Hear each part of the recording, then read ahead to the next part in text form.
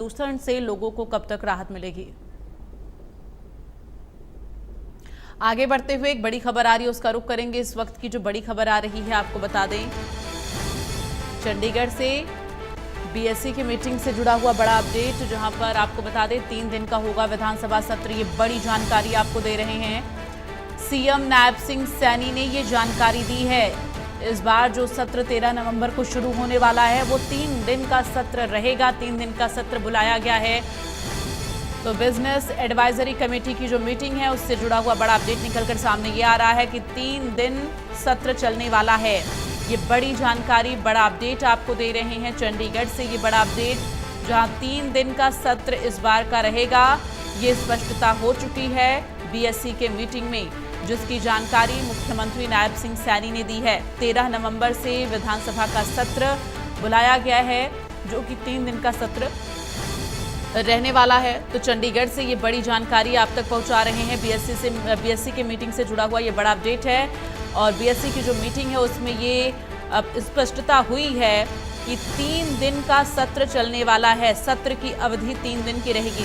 13 नवंबर को सत्र बुलाया गया है, तो 13, 14 और 15 नवंबर तक सत्र आयोजित किया जाएगा, जिसमें तमाम मुद्दे होंगे और इसके साथ ही तमाम जो बिल है वो सरकार की तरफ से रखे जाएंगे। तो इस बार का सत्र जो है महत्वपूर्ण और खास रहने वाला है। संवाददाता साहिल हमारे साथ इस वक्त फोन लाइन पर जुड़ गए हैं ज्यादा जानकारी के लिए।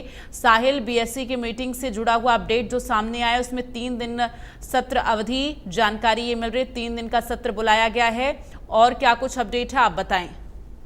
बिल्कुल, 3 दिन का सेशन जो है वो रहने वाला है। इस बात की जानकारी जो है मुख्यमंत्री नायब सिंह सैनी जो मेंबर के तौर पर बीएससी कमेटी की बैठक के अंदर पहुंचे थे उनकी ओर से दी गई है।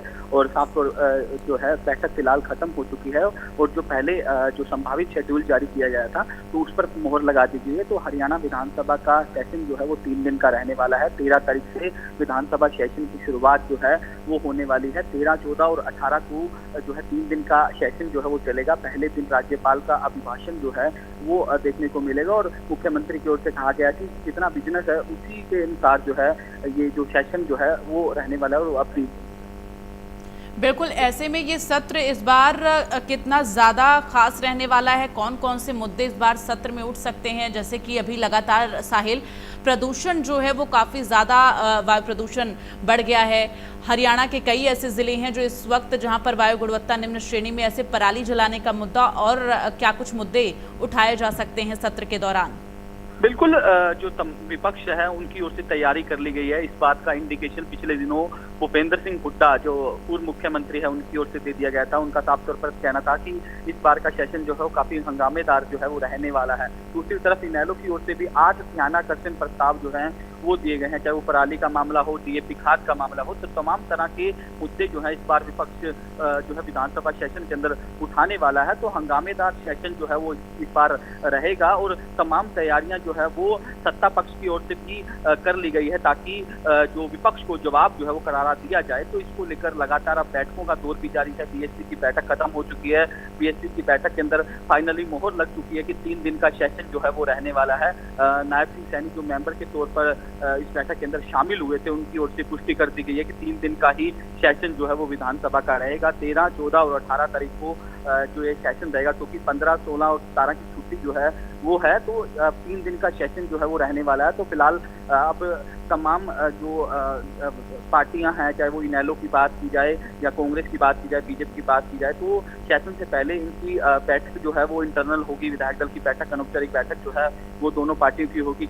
किस तरीके से सरकार को घेरना है और दूसरी तरफ बीजेपी भी बैठक करेगी कि किस तरीके से जो ओपोजिशन को जवाब देना है। तो तमाम तरह की बैठकें भी जो है वो कल जो है वो हो सकती है, क्योंकि 17 की तारीखों पर मोहर जो है वो लग चुकी है। तो विपक्ष भी जो है पूरी तरह से सरकार पर हमलावर होता हुआ दिखाई देगा।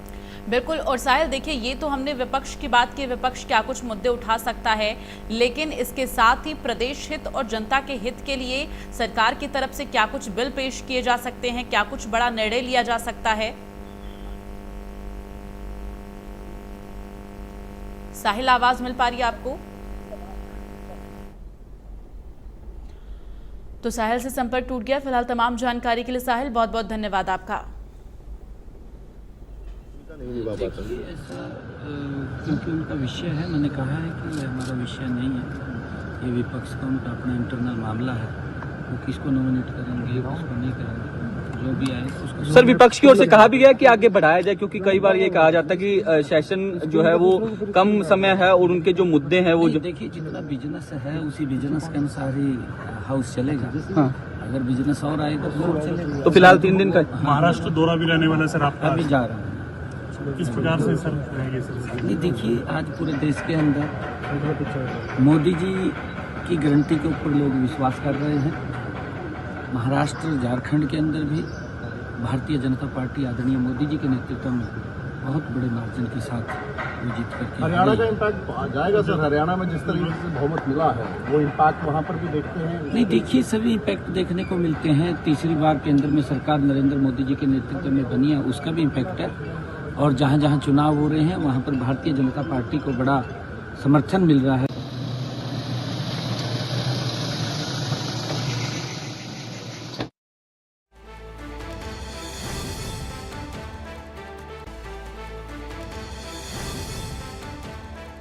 का ये सेशन होगा। आपको बता दें कि बीएससी की मीटिंग में ये फाइनल हुआ है। 3 दिन के सेशन में काफ़ी कुछ खास रहने वाला है। विपक्ष एक तरफ जहां तमाम मुद्दों को लेकर सरकार पर हमलावर होता हुआ नजर आएगा, तो वहीं सरकार की तरफ से तमाम जो है प्रदेश हित के लिए कई बिल भी लाए जा सकते हैं। फिलहाल अब देखना ये होगा इस 3 दिन के सत्र में क्या कुछ खास होता है।